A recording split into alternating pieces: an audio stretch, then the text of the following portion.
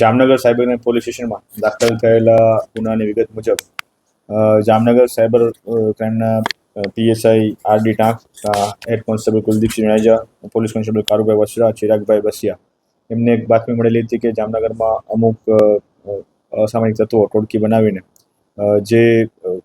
બેંકના એકાઉન્ટ્સ હોય છે તેને લગતી કીટ અને સામગ્રી, જેને એકાઉન્ટ, ચેકબુક, પાસબુક તેમજ એટીએમ કાર્ડ, ડેબિટ કાર્ડ વગેરેની આપ-લે કરી અને જે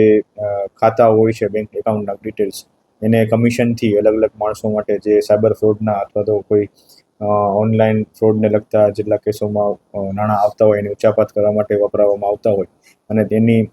પૈસાની તેમજ ખાતાઓની આપ-લે કરવાના હોય એવી બાતમી મળેલી હતી. આ બાતમીના આધારે સાયબર ક્રાઇમ પોલીસ સ્ટેશન દ્વારા એક જગ્યાએ રેડ કરવામાં આવતા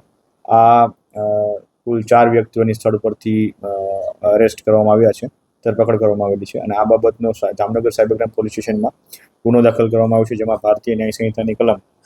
317(2), 318(4) અને 61(2) તેમજ આઈટી એક્ટની 66D મુજબ ગુનો દાખલ કરવામાં આવેલો છે. જે પકડાયેલા આરોપીઓ છે તેમના નામ હરદેવસિંહ લખુભા કેર,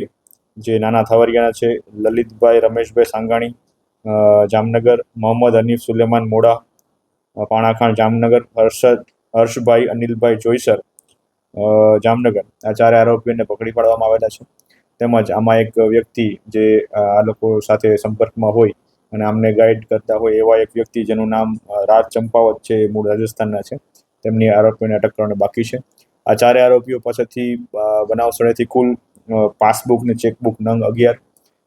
જે ડેબિટ કાર્ડ્સ ને એટીએમ કાર્ડ છે તે 9, મોબાઈલ 4 અને કુલ 5 લાખ રૂપિયા રોકડા કેશ મળી આવેલ છે અને આ બાબતની આગળની તપાસ હાલ સાયબર ક્રાઇમ પોલીસ સ્ટેશન દ્વારા કરવામાં આવી રહી છે.